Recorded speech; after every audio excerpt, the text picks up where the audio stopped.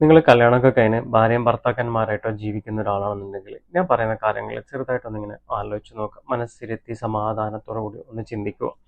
വേറൊന്നുമില്ല, നമ്മൾക്കറിയാം ഭാര്യയും ഭർത്താക്കന്മാരാകുന്ന സമയത്തിൽ ഉണ്ടാകുന്ന ചെറിയ ചെറിയ പ്രശ്നങ്ങളൊക്കെ സ്വാഭാവികമായിട്ടല്ല. ഒരു പ്രശ്നങ്ങളും ഇല്ലാത്ത ഒരു കുടുംബവും ഉണ്ടാവില്ല. ചെറുതായിട്ടെങ്കിലും ഒരു വാക്ക് തർക്കങ്ങളും കാര്യങ്ങളൊക്കെ ആയിട്ട് വരും. പക്ഷെ പലപ്പോഴും നമ്മളുടെ പ്രശ്നങ്ങൾ വരുന്ന സമയത്ത് പിന്നെ ആ സമയത്ത് നമ്മളത് ഫൈറ്റ് ചെയ്ത് പോകുന്നേ ഉള്ളൂ. പക്ഷെ ആ പ്രശ്നത്തിന്റെ ഡീപ്പായിട്ട് എന്തായിരുന്നു ആ പ്രശ്നത്തിന്റെ കാരണം എന്നുള്ളത് നമ്മളുടെ ആ ആ സമയത്തെ പ്രഷർ കഴിഞ്ഞതിന് ശേഷം പോലും നമ്മൾ അതിനെക്കുറിച്ച് ചിന്തിക്കുന്നില്ല എന്നുള്ളതാണ്. പിന്നെ അത് വേറെ എന്തിൻ്റെയൊക്കെയോ ഒരു ഘടകങ്ങൾക്ക് ഫാക്ടേഴ്സ് വെച്ച് പിന്നെ അതിന് ഓക്കെ ഒരു അഡ്ജസ്റ്റ്മെന്റ് എന്നുള്ള രീതിയിലോട്ടേക്ക് ചിന്തിച്ച് പിന്നെ അതൊരു വേറെ ഒരു മൊമെന്റിലോട്ടേക്ക് നമ്മൾ സ്റ്റെപ്പ് വെച്ച് മുന്നോട്ട് പോകുന്നു എന്നുള്ളതാണ്.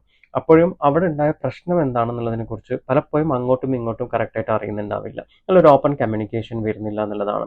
അപ്പോൾ ഞാൻ പറഞ്ഞു വരുന്നത്, നമ്മൾക്കൊരു പ്രശ്നം സംഭവിക്കുമ്പോൾ ഒരു ഫൈറ്റ് ഉണ്ടാവുമ്പോൾ നമ്മൾ ചിന്തിക്കേണ്ടത് എന്തായിരുന്നു ഈ ഫൈറ്റിന്. അറ്റ് എ ടൈമിൽ നമുക്ക് ഒരിക്കലും ചിന്തിക്കാൻ പറ്റില്ല.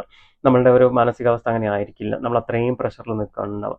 അതൊക്കെ കഴിഞ്ഞതിന് ശേഷം നിങ്ങളൊന്ന് റിയലൈസ് ചെയ്യണം അല്ലേ, എന്തായിരുന്നു ആ സമയത്തുള്ള പ്രശ്നം. ഒരു പക്ഷേ ഭർത്താവിനെ സംബന്ധിച്ചിടത്തോളം ഭാര്യ എന്തെങ്കിലും പറഞ്ഞ വാക്കായിരിക്കും അദ്ദേഹത്തിന് ഇറിറ്റേറ്റ് ചെയ്തിട്ടുണ്ടാവുക. അപ്പോൾ ഭർത്താവിനും ഭാര്യയ്ക്കും അത് ഓപ്പണായിട്ട് സംസാരിക്കാം. അല്ലെങ്കിൽ ഹസ്ബൻഡിന് വൈഫിൻ്റെ അടുത്ത് പറയാം, നീ ഇന്നലെ അങ്ങനെ പറഞ്ഞത് എനിക്ക് ശരിയായിട്ടില്ല, അതെനിക്ക് ഇഷ്ടമായിട്ടില്ല, അതെന്നെ വല്ലാതെ വേദനിപ്പിക്കുന്നുണ്ട്, അല്ലെങ്കിൽ എനിക്കത് ഭയങ്കര ഇറിറ്റേറ്റഡ് ആവുന്നുണ്ട്. ആ ഒരു വാക്ക് ഭാര്യ അത് ഒരു കറക്റ്റായിട്ട് മനസ്സിലാക്കുകയും ആ ഒരു വാക്ക് അവിടെ നിന്ന് ഉപയോഗിക്കുന്നത് എടുത്ത് മാറ്റുകയും ചെയ്ത് കഴിഞ്ഞാൽ എത്ര മനോഹരമായിരിക്കും അവരുടെ ജീവിതം എന്ന് പറയുന്നത് അല്ലേ. പിന്നെ ആ വാക്ക് ഉപയോഗിക്കാത്തത് കൊണ്ട് തന്നെ അദ്ദേഹത്തിന് ആ ഒരു ഇറിറ്റേഷൻസോ കാര്യങ്ങളോ ഉണ്ടാവുന്നില്ല. അതേപോലെ തന്നെയാണ് വൈഫിന്റെ കേസിലും. ഭർത്താവ് എന്തെങ്കിലും പറയുന്നതോ ഭർത്താവ് എന്തെങ്കിലും ചെയ്യുന്നതോ ആയിട്ടുള്ള കാര്യങ്ങൾ ഇഷ്ടമില്ലെങ്കിൽ അതിനെ ബേസ് ചെയ്തിട്ടാണ് ഒരു പ്രശ്നം വരുന്നുണ്ടെങ്കിൽ നിങ്ങൾക്കത് അപ്പുറം ഇപ്പുറം ഒരു ഹെൽത്തി ഡിസ്കഷൻ നിങ്ങൾക്ക് കൊണ്ടുവരാം. ആ ഒരു ഹെൽത്തി ഡിസ്കഷനോട് കൂടി അത് മനസ്സിലാക്കുകയും അത്തരം കാര്യങ്ങൾ നമ്മൾ ഉപേക്ഷിക്കുകയും ചെയ്താൽ, മാറ്റി നിർത്തുകയും ചെയ്തു കഴിഞ്ഞാൽ നിങ്ങളുടെ ലൈഫ് എത്ര മനോഹരമായിരിക്കും. ഒന്ന് മനസ്സിരുത്തി നിങ്ങളൊന്ന് ചിന്തിച്ചു നോക്കിയാണ്.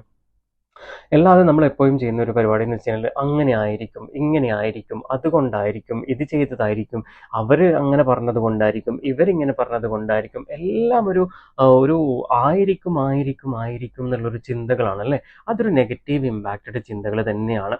അപ്പം അത്തരം ചിന്തകളാണ് പലപ്പോഴും നിങ്ങൾ ഇറിറ്റേറ്റഡ് ആക്കുന്നതും നിങ്ങളുടെ നല്ലൊരു ഹെൽത്തി റിലേഷൻഷിപ്പിനെ സ്പോയിൽ ചെയ്യുന്ന രീതിയിലോട്ടേക്ക്, അല്ലെങ്കിൽ അത്രയും നല്ലൊരു ഹെൽത്തി റിലേഷൻഷിപ്പിനെ ഇല്ലാതാക്കുന്ന രീതിയിലോട്ടേക്ക് കടന്നു വരുന്നത്. അപ്പം നമ്മുടെ ചിന്തകളിൽ മാറ്റിയെടുക്കാം നമുക്ക് അല്ലേ. ഈ ചിന്തകളെ നമ്മൾ മാറ്റിയെടുക്കണമെങ്കിൽ നമ്മൾ എന്ത് ചെയ്യണം?